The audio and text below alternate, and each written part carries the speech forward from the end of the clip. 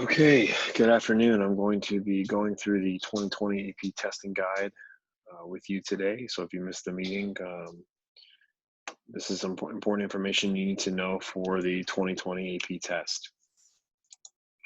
All right, so 2 days before the exam, you'll be receiving your e-ticket through the email. This is what it will look like. You will get a unique ticket for each AP exam that you are taking. If you, for some reason, cannot find the email 2 days before the exam, you can access this e-ticket through your myap.collegeboard.org. This ticket is only for you, is not transferable, so please make sure you keep track of it. It has your AP ID on there, which you should already have anyway. It also has your date and time, May 15th, 1 p.m. There's 3 different ways that you can put your AP exam. You submit your AP exam, you can either copy and paste. I'm going to go through this in more detail, but on a later slide. You can attach a typed response, or you can attach a picture. Okay, option 1 is copy and pasting. You need to have 2 windows open on your computer, one with the AP exam and one with the Google Doc or Microsoft Word or Notes or some sort of application you can type into.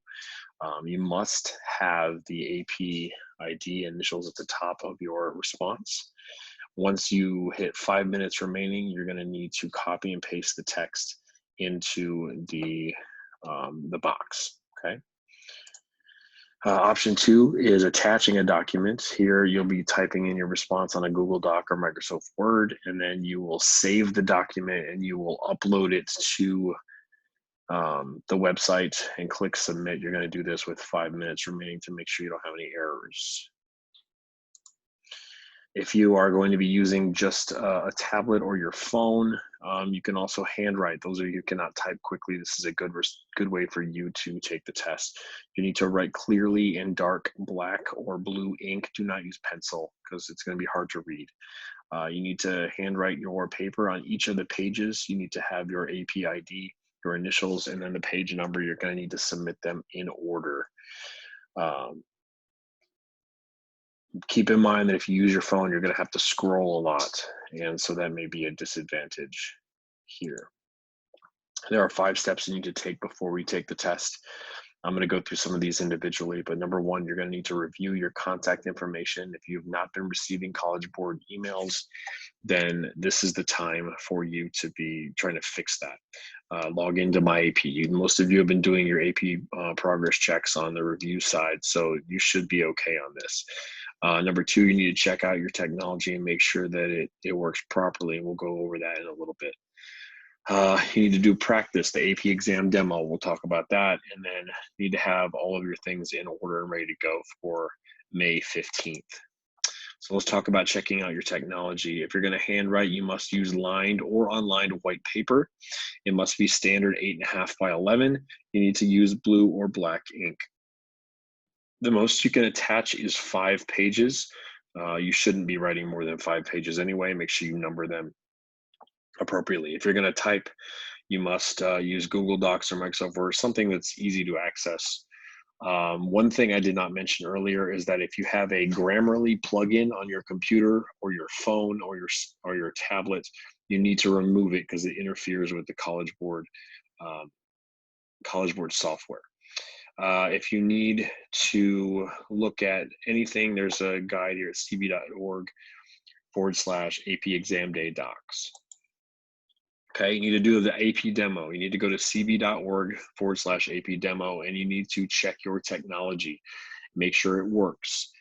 Make sure when you go to that website, you type practice. Don't type your AP ID, otherwise it won't work. Type the word practice and then go through and simulate the exam. There's some timers on there. Please go through and follow it all the way through the end. And let me know if you have not been able to get through the demo, because it's very, very important you have this ready to go for May 15th. Okay, here's some of the things that are available to you to use. You may use class notes or study guides. You can use your book. You can use classroom resources. You can use previous assignments. Here's the thing though, if you're going to use shared notes, you need to download it to your actual computer or tablet or phone to prevent any type of violation. You cannot have a web-based shared file, because that they're going to see that as cheating. So if you have a Google Doc that you have a couple people collaborating on it, you must download it to your computer as a Word document. That way you don't get a collaboration violation and they will not score your test. Okay. I will tell you right now that searching up things on the internet is not going to be a good idea. You need to go ahead and look at the one-page era document that I posted in the AP review folder on Schoology. That's going to be a good thing for you to print and have ready to go for the day of the test. Okay, May 4th, which was yesterday, you should have received the confirmation email with your AP ID and all of your exams. Please make sure you check on that. If you don't have APUSH down, then you've unfortunately missed it. But I believe all of you registered because you're on the AP classroom, so you should be good. 2 days before the exam, you'll receive that e-ticket that I talked about earlier. Some things to do before you are ready to take the test. I kind of talked about most of this already. Make sure you're using Chrome. That's the best browser to use here. And do the AP demo. This I talked about already. This has to do with having your handwritten stuff ready to go. You need this information, your AP ID, and make sure you have it on your calendar, and I'll remind you guys via Remind.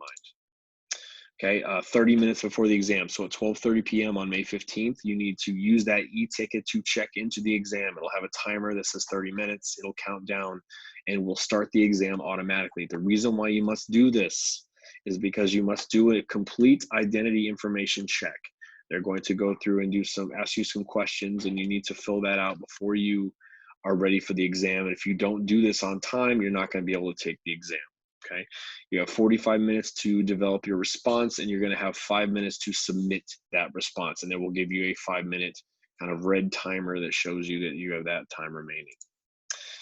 Okay, test environment. We had some issues with a couple students in their testing environment. This is what you need to do. You need to find a quiet place to work. I understand we're in a difficult time, and a lot of you have siblings and your parents or grandparents around. You need to find a quiet room where you can work. Enable do not disturb on all of your devices. Tell your family, look, I have a test I have to take, so they don't disturb you. Let your siblings know, let your parents know, so they can keep your little brothers, little sisters out of the room. Plug your device in. I don't want any power issues. If your computer craps out in the middle of the test, that's it. You can apply for a retest, but let's try to avoid that. Also, internet issues. To try and preserve your bandwidth, tell everybody in your family, look, for this hour, stay off the internet. No Netflix, no emails, no whatever, no gaming. Give you that hour so you can submit your exam properly. Exam security. They're going to use a lot of different technological devices to try and make sure that no one's cheating on this test. The exam question itself will be very difficult to cheat on. So just, trust that you've, studied properly and you've prepared, and you should do well. Okay, I talked about this already. This is kind of what it's going to look like. Entering your AP ID, it'll give you kind of a timer there. This is an excellent example of a picture of your writing response. So this is kind of what we're looking for here for your DBQ. Make sure you manage your time. You have 45 minutes to develop your response. When you see that timer turn red at the bottom, like it shows you here on this slide, make sure you stop writing. So maybe you didn't get to your conclusion, who cares? Make sure that you are ready to submit and submit that answer. Remember, even if you don't have a complete essay, you could still get up to a 5. There's lots of ways to do that, okay? So make sure you are paying attention to the timer.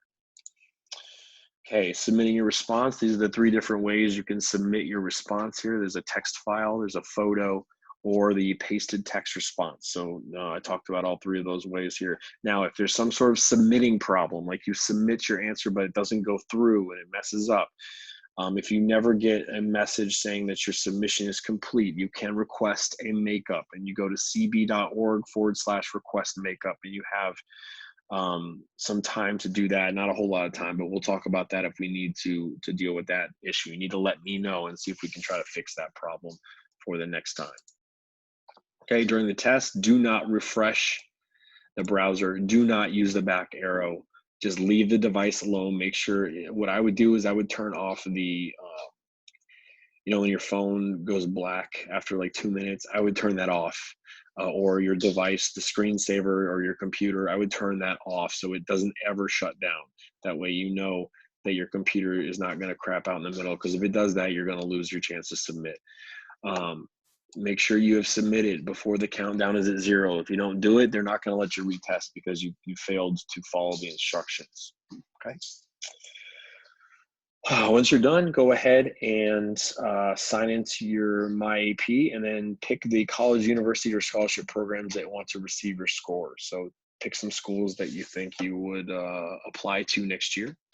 And if you see anything or know anything about cheating, it is your responsibility to report that at collegeboard.org/report cheating. Okay.